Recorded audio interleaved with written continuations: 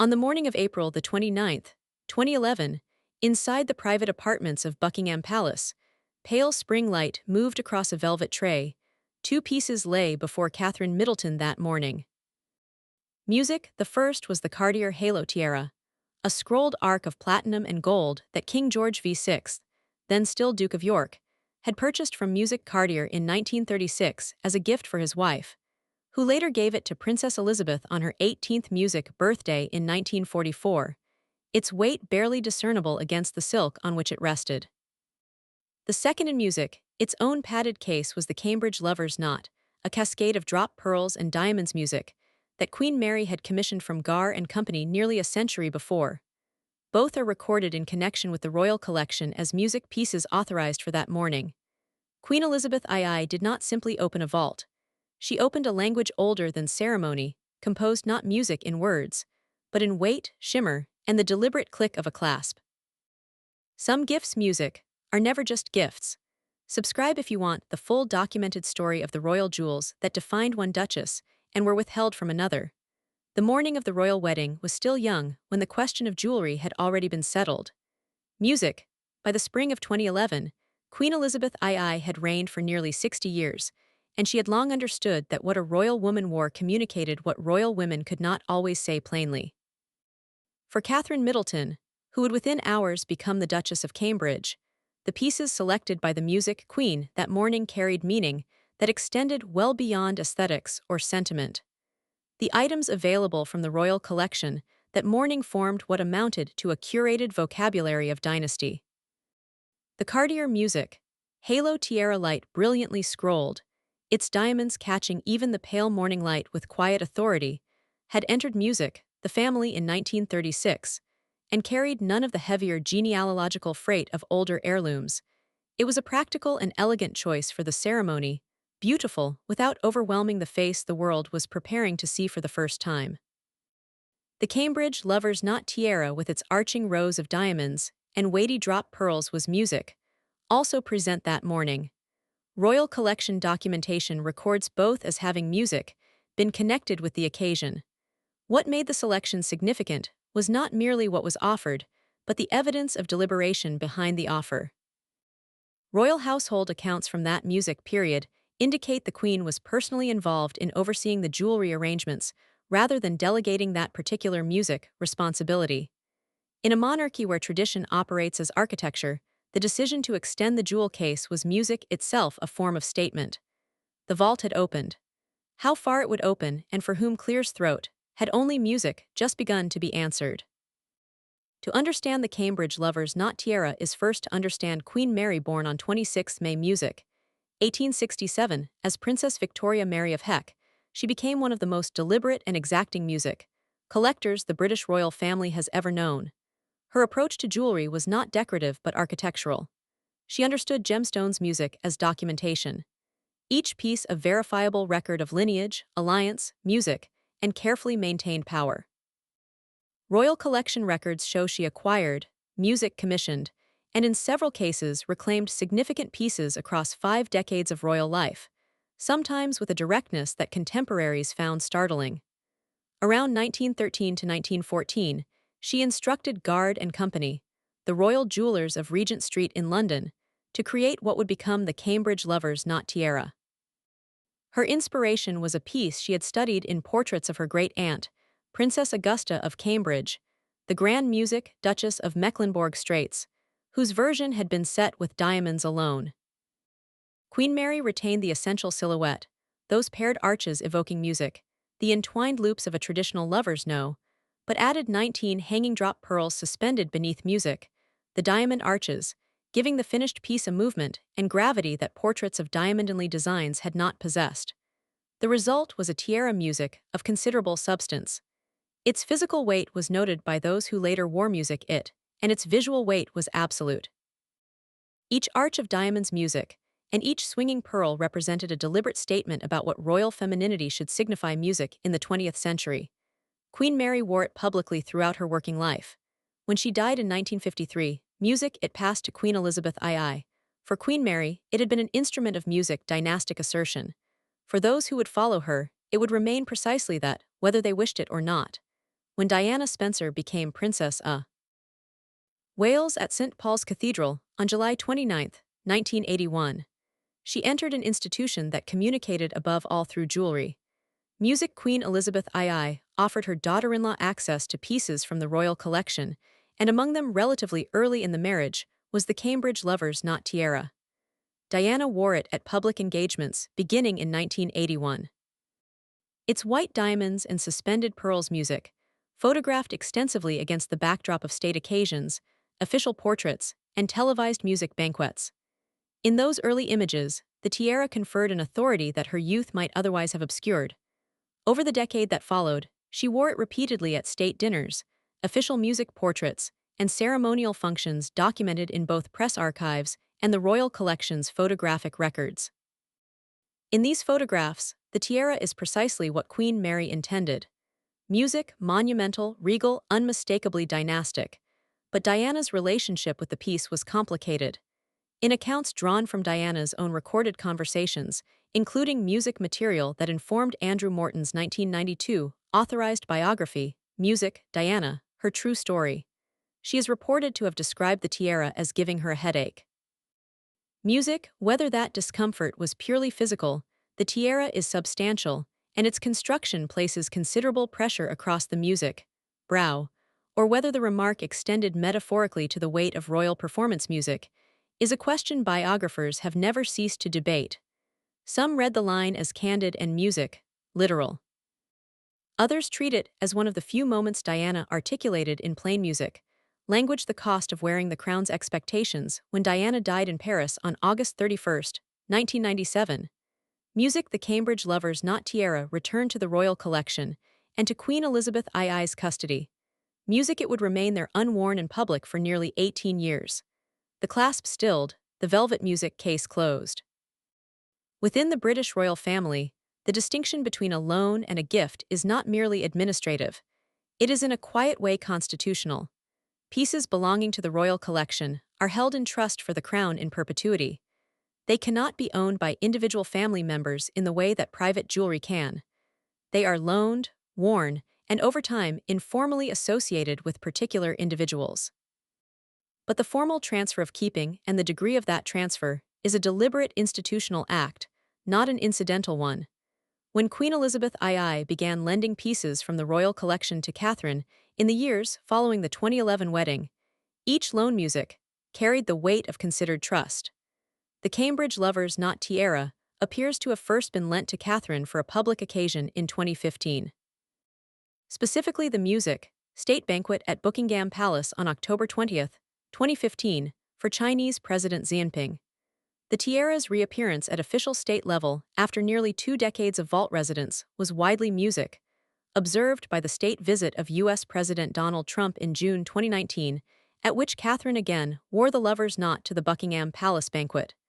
The association had become established. The tiara that had defined a particular era of Diana's public music life was now defining the next woman to hold the title of Princess of Music Wales. Against this record, Meghan Markle's jewelry loans from the Queen's vault present a visibly different pattern. Queen Elizabeth II authorized the loan of Queen Mary's bandeau music tiara for Meghan's wedding at Windsor Castle on May 19, 2018. The loan music was genuine and personal, but no subsequent public loans of heirloom vault tiaras to Meghan have been documented with comparable regularity or symbolic weight. On paper, both women had been offered a tiara music from the Queen's collection. In practice, the sentences those tiaras composed were very different. Official royal portraits have always done more than record a face. They establish music, continuity, communicate institutional endorsement, and serve as formal declarations that the person pictured has been accepted into the symbolic grammar of the monarchy for a new member of the royal family appearing in heirloom jewelry in Ian Wassam. Official portraits was not vanity. It was documentation. It said, music, this woman has been trusted with what we have preserved. Following her 2011 wedding, Music Catherine, Duchess of Cambridge, began to appear at official state functions in music pieces from the royal collection. The Cambridge Lover's or Knot tiara, first documented in Catherine's wearing at the Musica 2015 state banquet, became a recurring presence in official photography and portraiture. Music, State Portraits, released by Kensington Palace in the years that followed, showed music Catherine in pieces recognizably tied to Queen Mary's legacy. Each appearance registered in the Royal Collection T. Rust's own photographic records music as a formal publicly communicable act of trust. Meghan Markle's official visual record as Duchess of Sussex music tells a different story, not a lesser one by nature music, but a different one by documented content. The jewelry choices in her official images drew primarily on pieces gifted music by Prince Harry, personal acquisitions and items inherited from Princess Diana's estate through Harry. They were considered and often beautiful. They were not music, with the sole exception of the 2018 wedding bandeau, pieces issuing from the Queen's vault, on repeated authorized loan. Portrait galleries do not editorialize, one royal biographer has observed. Music, they simply record what each woman was given access to and what she was not. The two portrait records sit beside each other in the archive without commentary and without needing any. On 6 May 2023, at Westminster Abbey, Catherine, now Princess of Wales, attended the coronation of King Charles III. She wore a historic piece, the George VTH State Music diadem adapted for the occasion alongside a white Alexander McQueen gown music, embroidered with botanical symbols of the British nations. The Cambridge Lovers' Knot tiara was not worn that day. Coronation protocol required specific regalia and Catherine's music. Coronet fulfilled her ceremonial function. But the day crystallized, something that had music, been forming over the preceding decade. Before her death on the 8th of September, 2022, Queen Elizabeth II had, according to royal household sources cited in authoritative accounts, updated her arrangements for certain pieces in the royal collection. These decisions were not publicized music by the palace, but their implications became gradually visible. In 2023, it became widely understood through royal household sources that the Cambridge Lovers' Knot tiara had passed into Catherine's music, keeping on a basis that went beyond the earlier loan arrangement, though the palace music made no formal public statement to that effect. The clasp, in the most practical music sense, had been handed across. Queen Mary had always intended her most significant commissions to remain within the direct line of succession. The Cambridge Lovers' Knot had by 2023, music, passed through three women connected to the role of Princess of Wales: Queen Mary, who wore it as the wife of the Prince of Wales, Diana, who wore it music, as Princess, and Catherine, who wore it first as Duchess and then as Princess. Whether that unbroken passage was by Queen Mary's original design, by Queen Elizabeth II's deliberate management, or simply by the gravity of inheritance, is a question that historians continue to discuss. The tiara moved forward. Whether it was guided or simply inevitable remains open. When Queen Mary died at Marlborough House on 24 March 1953, she left behind one of the most carefully ordered jewelry collections in the history of the British monarchy. Her wool music, and the associated estate documents held within the Royal Archives at Windsor, describe a woman who had considered every distribution with the same deliberate precision music she had brought to every acquisition over the course of 60 years of royal life. The Cambridge Lovers' Knot tiara passed to Queen Elizabeth II, who wore it in the years immediately following her coronation on music. June 2, 1953. It appears in photographs from the early Elizabethan music period. The diamonds sharp and clear in the black and white portrait photography of the time. The drop pearls visible in formal images released by the palace. Music, but as the 1950s progressed into the 1960s, the Queen's personal preferences in ceremonial jewelry became clearer music and more established. She favored other pieces for formal occasions. The girls of Great Britain and Ireland, Yara, music, the Vladimir tiara, and the Cambridge Knot appeared in her personal portrait record with decreasing music frequency. By the late 1960s, the tiara was rarely photographed on the Queen. It was preserved, catalogued, music held. Royal collection records list it continuously from this period music as part of the collection's documented holdings. But the warmth of regular wear had been replaced by careful custodianship. There is a particular kind of suspended time that settles over an object placed in a music vault. Not lost, not forgotten, but waiting. The Cambridge Lovers led through nearly 2 decades of royal life until 1981, when a young bride arrived in the palace and the vault was opened again. On the morning of 29 April 2011, Before Westminster Abbey filled with 2,000 guests, and before the carriages assembled in the forecourt, a quieter ritual had already concluded inside Buckingham Music Palace. Queen Elizabeth II, 85 years old and in the 60th year of her reign, had ensured that the jewelry for her grandson's bride was correctly arranged. Royal household accounts from that period indicate that the Queen's personal involvement in the selection of pieces for Catherine's wedding morning was direct rather than delegated. A detail music, that in an institution of this scale was itself meaningful. For the ceremony, Catherine wore the Cartier music halo tiara. Acquired by the family in 1936 and passed to music, Princess Elizabeth by her mother on her 18th birthday in 1944. It was a piece of refined music elegance, scrolled platinum and gold rows of brilliant cut diamonds, its weight considerably lighter than the more architecturally music substantial pieces in the collection. The choice communicated something precise. The halo tiara was graceful and appropriate. It was not a piece of deep dynastic freight. It said music, in the language the institution had always spoken through jewelry. Here is your beginning. The inheritance, music. The heavier, older, more symbolically loaded pieces would come later, music. Once the relationship between the palace and the new duchess had been given time to settle and music, demonstrate its durability. The Cambridge lovers not remained in its padded case music that morning, present but not presented. Queen Mary's fringe tiara, the more austere piece worn by Princess Elizabeth at her own wedding in November 1947, was also held back. Diana had worn the Spencer music, family's own tiara at her 1981 ceremony rather than any piece from the royal vault. The vault had opened precisely music, as far as the Queen had decided it should no further. The Cambridge lovers Ned or again, with the particular patience of objects that know their moment has not yet come. Music when Meghan Markle arrived at St. George's Chapel at Windsor Castle on the 19th of May 2018. She wore Queen Mary's bandeau tiara, a platinum and diamond piece centered on a detachable Miller Fiore brooch that had been part of Queen Mary's collection music and had not been seen publicly for decades before that day. The loan was personally authorized by Queen Elizabeth II. Music. The tiara sat elegantly against the clean line of Meghan's Kivoni gown, and the photographs of its return to public view were widely circulated. What is also recorded in multiple accounts from music, that period is that the selection of the bandeau had not been uncomplicated. According to the 2020 biography Finding Freedom by Omid Scobie and Carolyn Durand, Harry and Meghan had expressed a preference for a different piece from the royal collection, a request that music was declined by the Queen's household. The bandeau was presented as the music sanctioned alternative.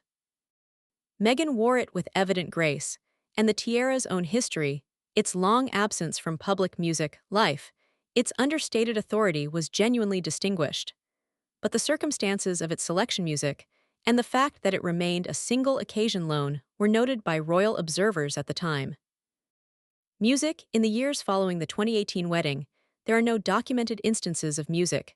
Queen Elizabeth II authorizing additional loans of significant vault tiaras or comparable heirloom pieces to Meghan. Her public jewelry drew on personal pieces, Harry's gifts, and items from Princess Diana's private estate.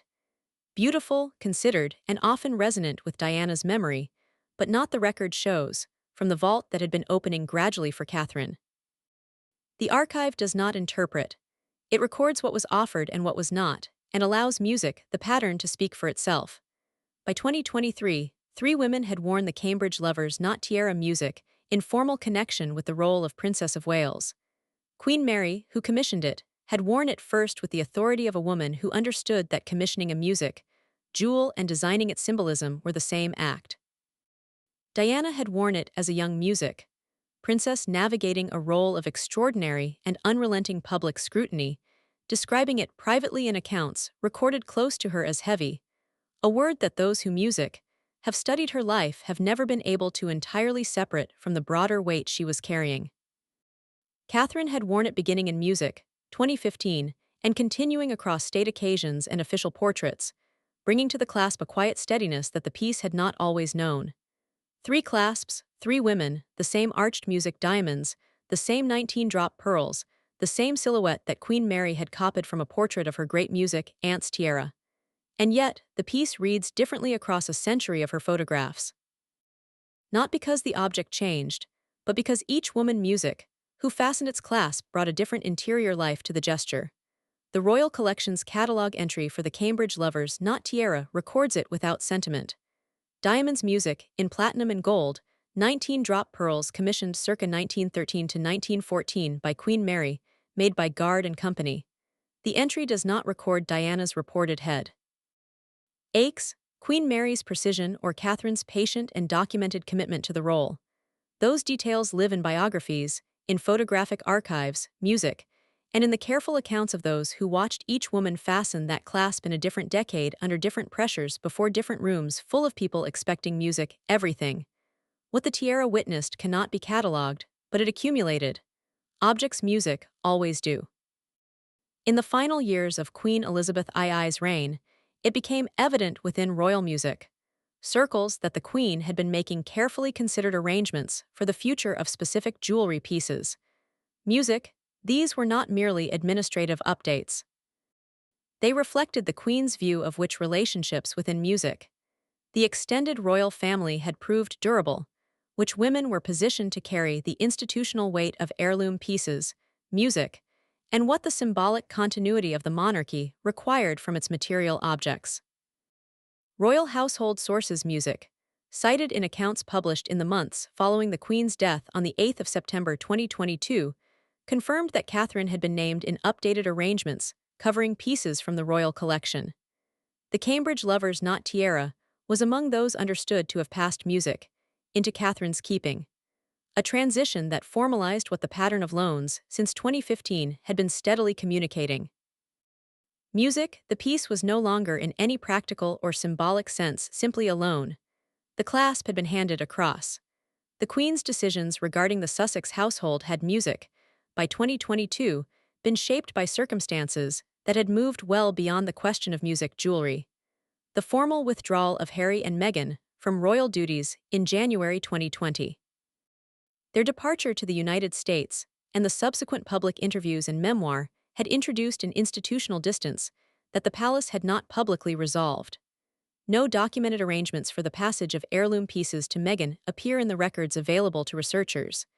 She never explained her choices, one royal biographer wrote of Queen Elizabeth II. The jewelry record read alongside the departure record suggests a pattern that the Queen music herself left without annotation. She rarely provided any. Official royal portraits are among the most deliberate documents a monarchy produces.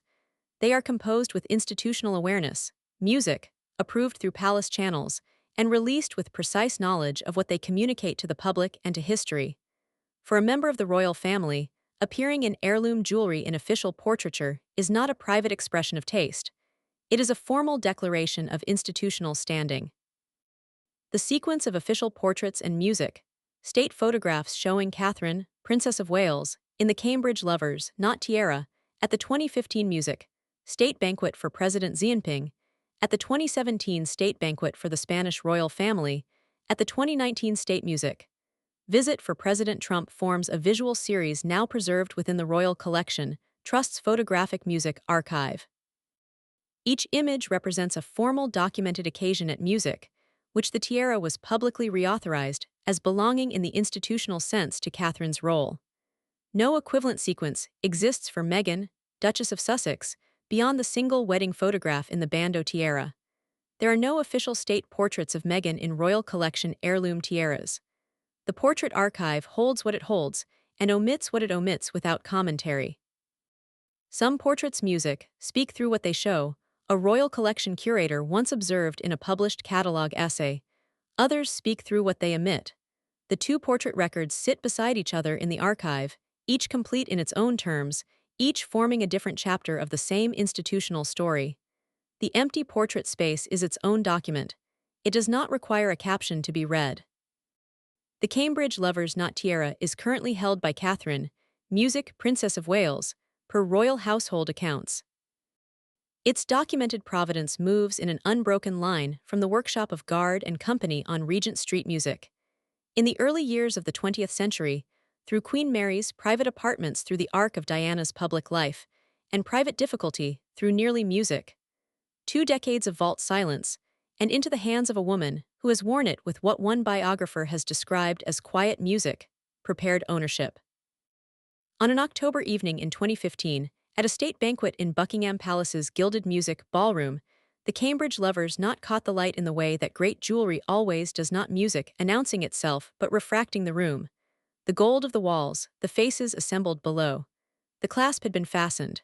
Music, the 19 pearls rested against Catherine's dark hair. Diana was present in the images that see. Arculated music the following morning. Or rather, the memory of Diana was present. The same diamonds in the same arch-setting music, on a different woman carrying a different weight. Queen Mary's original commission sketch for the music tiara is held in the Royal Archives at Windsor. It bears her initials in the corner. It carries no annotation beyond the design itself. Music, no instruction, no explanation, no stated intention. She left none. The tiara, after more than a century music of fastenings and unfastenings, of ceremony and vault and ceremony again, has not required one. The same clasp, the same light on the same diamonds. Music, some things are never explained. Some gifts are never just gifts.